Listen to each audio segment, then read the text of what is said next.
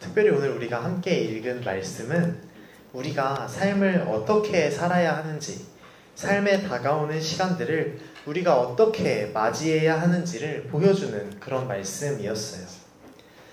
특별히 성경은 우리가 세월과 이 시간을 지혜롭게 보내야 한다라고 이야기하고 있죠. 시간을 지혜롭게 보내는 것은 어떻게 보내는 것일까요?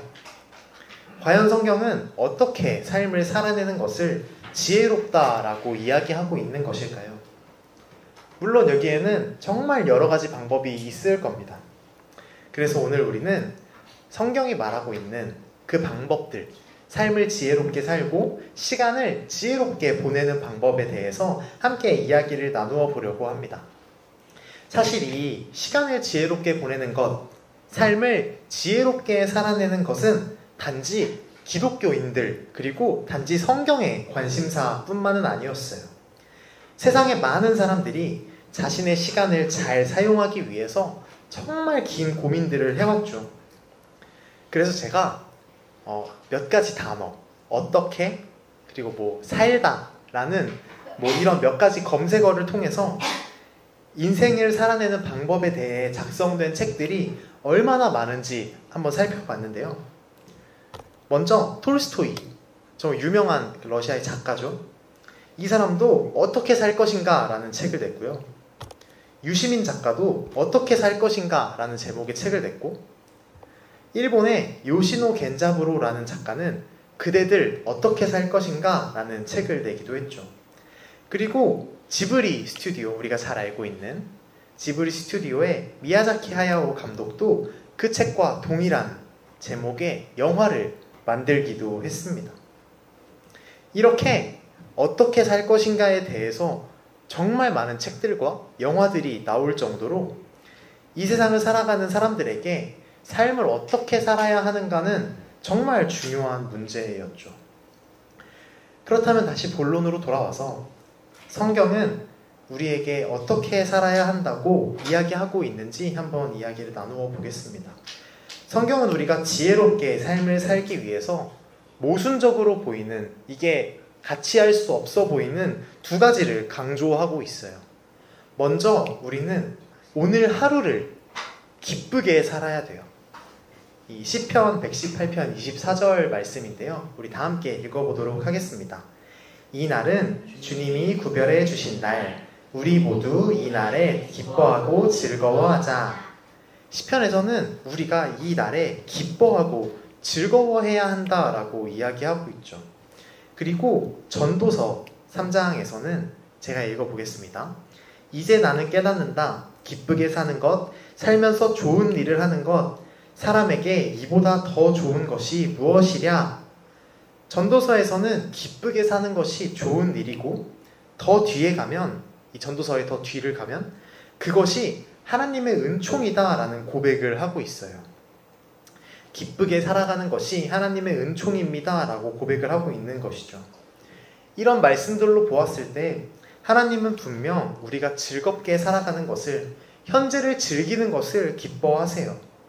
우리가 하나님이 주신 날들을 누리면서 기쁘게 행복하게 하루하루를 살아가는 것이 하나님의 뜻이라는 것이죠. 그러나 동시에 성경은 이와 맞지 않아 보이는 한 가지 이야기를 더 하고 있어요. 그것은 바로 미래에 대한 준비를 게을리하지 마라 라는 이야기이죠. 마태복음 25장 4절의 말씀인데요. 제가 읽어보겠습니다. 그러나 슬기로운 처녀들은 자기들이 등불과 함께 통에 기름도 마련하였다. 이건 예수님이 말씀해 주신 비유인데, 지혜로운 그 슬기로운 여인들은 필요한 것들을 미리 준비한다 라고 이야기를 하고 계신 거예요. 그러면서 우리도 미리 준비해야 할 것이 있다 라고 이야기를 하시는 것이죠.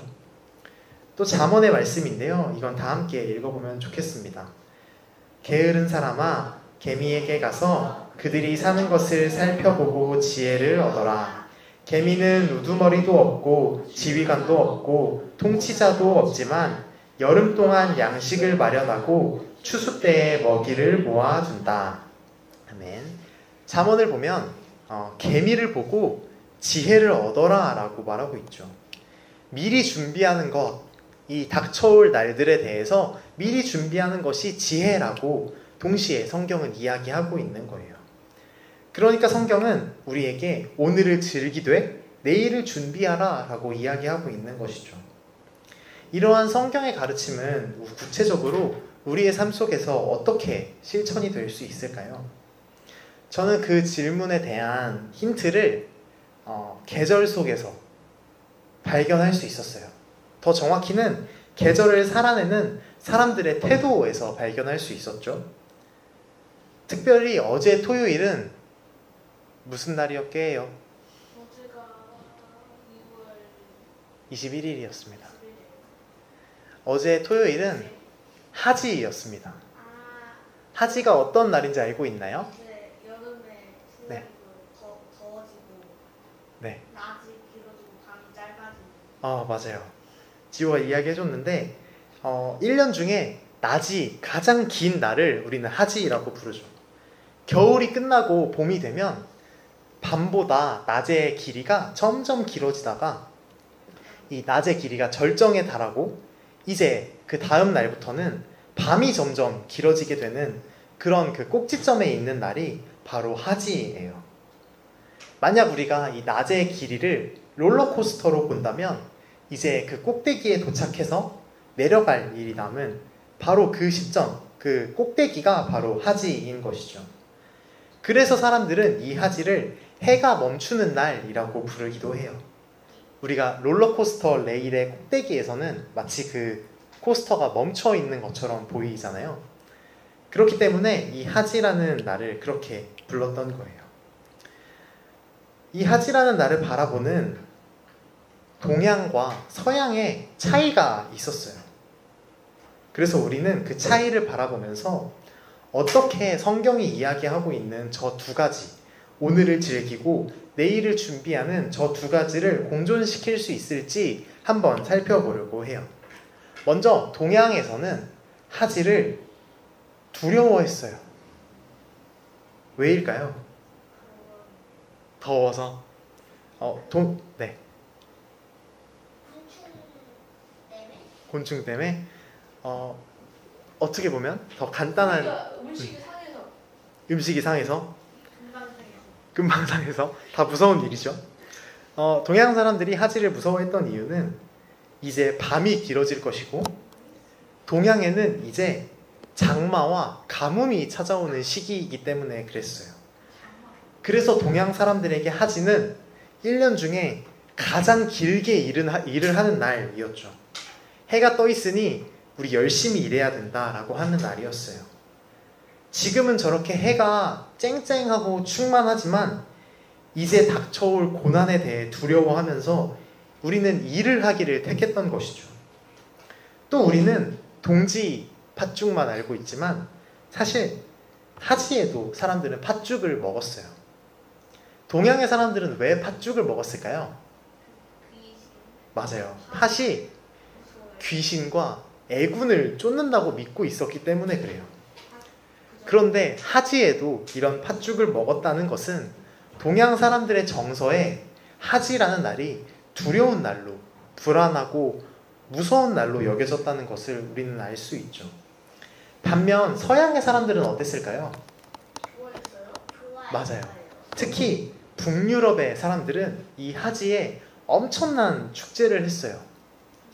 여러분은 이케아라는 가구 브랜드에 대해서 알고 있나요? 비슷해요. 좀 더 위로 가야 돼요. 좀 더 위로.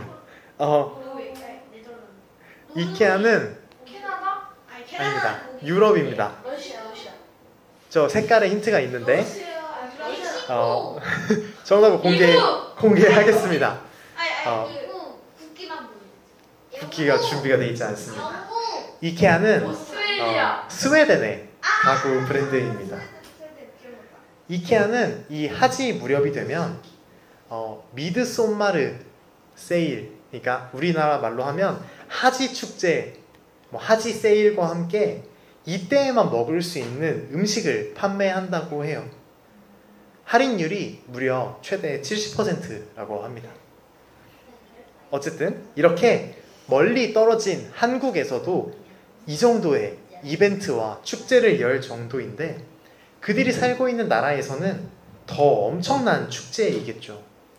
이 사람들에게 하지는 낮이 가장 긴 이 날은 기쁨과 이 태양의 절정을 즐겨야 하는 축제의 날로 여겨졌던 거예요. 우리 여기 모여있는 사람들은 나이대가 정말 다양하죠. 그래서 각자 인생에서 어떤 시기를 보내고 있는지 모르겠어요. 인생 전체로 봤을 때 아직 낮이 점점 길어지고 있는 하지 이전에 시간을 보내고 있는 어린이들도 있겠고, 누군가는 그 절정인 인생의 하지와 같은 시간을 보내고 있는 사람들도 있겠죠. 꼭 인생 전체로 보지 않더라도 우리는 우리의 인생이 지금 어느 시기를 보내고 있는지 한번 고민해보면 좋겠어요. 어떠신가요? 여러분은 지금 인생에서 가장 밝은 시기를 보내고 계신가요? 하지라는 시간을 보내고 계신지 궁금합니다. 일이 잘 풀리고 건강하고 가족이 평안하고 하나님께서 우리에게 보여주시는 계획이 잘 보이는 그런 시기를 보내고 계신가요? 또 누군가는 반대로 어두운 시기를 보내고 있을 수도 있겠어요. 일이 잘 풀리지 않는 것 같고 몸이 아프고 가족 안에 슬픈 일들이 일어나고 하나님께서 내 삶과 함께 해주시는지 아닌지 헷갈리고 걱정이 되고 이런 어두운 시기를 보내고 있을 수도 있겠죠. 이런 날은 우리가 생각했을 때 하지와는 거리가 멀어 보이는 그런 시기처럼 보여요.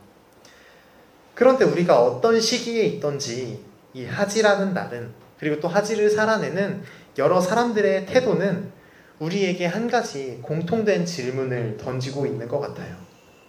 그 질문은 이런 것이죠. 지금이라는 시간 속에서 우리는 무엇을, 어떤 삶의 태도를 선택하고 있는가? 이런 질문을 던지고 있어요. 우리는 이 질문 앞에서 다가올 미래를, 또 어려움이 있을지도 모르는 우리의 삶을 어떻게 살아가야 할지 선택해야 하는 것이죠.